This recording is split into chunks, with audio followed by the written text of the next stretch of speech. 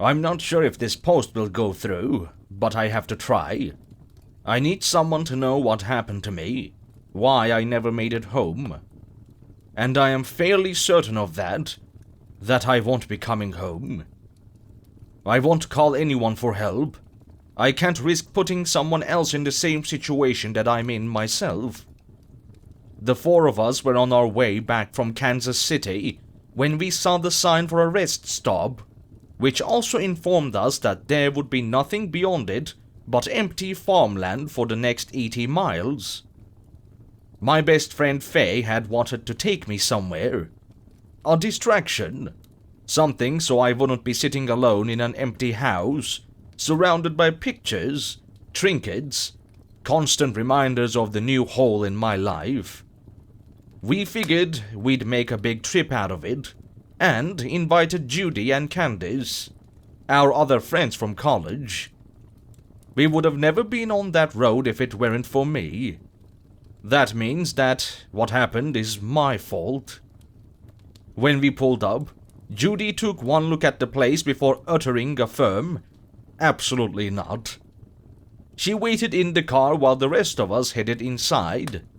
I wonder how long ago that was. Now, it's hard to track the passage of time here when there is no way to tell day from night. Judging by how hungry I am, I'd guess that a week must have passed by now. I just hope she didn't come looking for us. Candace ran ahead of Faye and I, darted into the first bathroom stall, only to let out a sharp scream the moment the door slammed closed behind her. I knocked and asked if she was okay, but nothing but a heavy silence greeted me. When I realized that I couldn't see her feet underneath, I hesitantly pushed open the still unlocked door.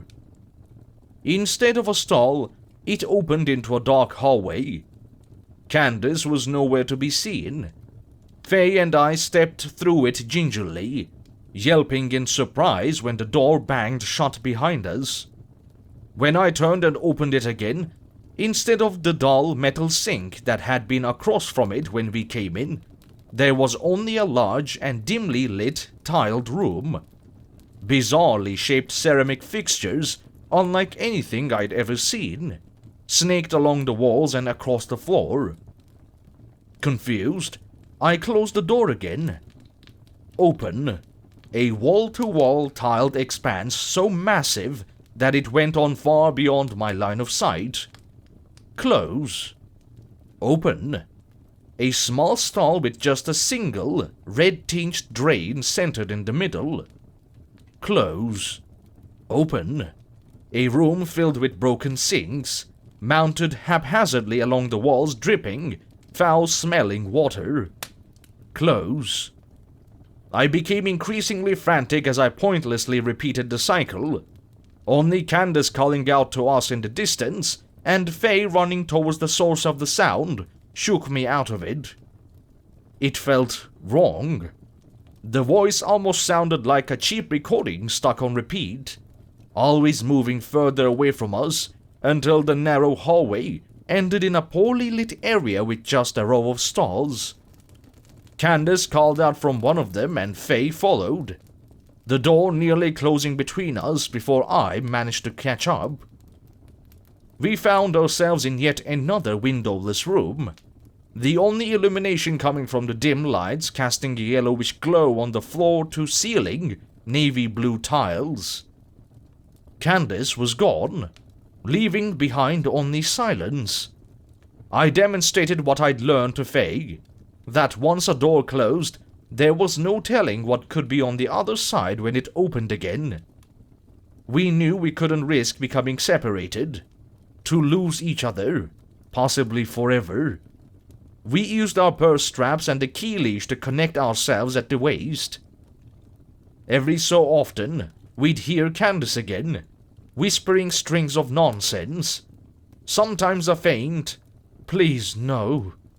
The tone of voice, the tinge of fear that permeated through it, chilled me.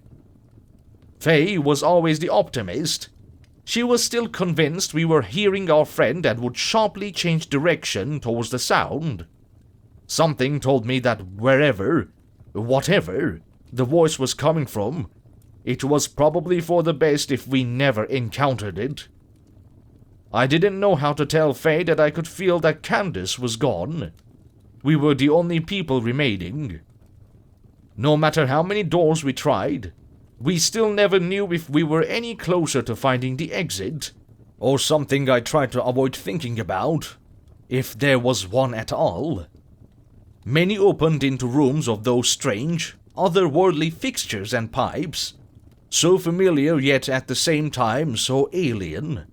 We couldn't tell if we'd been there before. For a while, in each new area we stepped into, we left items from our purses. Eventually, a shoe, a scarf. We thought it would help us ground ourselves, something to indicate where we'd already been. But all that managed to do was extinguish almost all of the remaining hope I had left. Even after we went through what felt like hundreds of doors, we never saw any of those items again. As all those alien rooms began to blur together, every so often, Faye would begin to drift away towards the distant whispering that we never could quite seem to elude. I could tell from the look in her eyes when they dart towards something I couldn't see. She was no longer interested in finding a way out. She'd given up on that. She was looking for something else entirely. I'd nearly given myself, only going through the motions because it was far better than the alternative, when finally, when one door opened into something I feared I'd never see again. Sunlight. I desperately tried to step through, but Faye had firmly planted herself in the hallway and refused to move. She found us, spoken softly, dreamily. I looked over my shoulder, telling Faye that no one was there, but she wouldn't budge. Instead, she turned her back to me, addressing the darkness. "Hi," she giggled. Frustrated, I gripped the doorframe and tried to use all my remaining strength to pull us through it. It should have been enough to move us both, since I had height and weight on my side. She started thrashing and screaming something, but I was focused on the warmth of the sun on my face, how it illuminated the wall-to-ceiling tiles around us. Before that moment, I'd nearly lost all hope of ever leaving that place.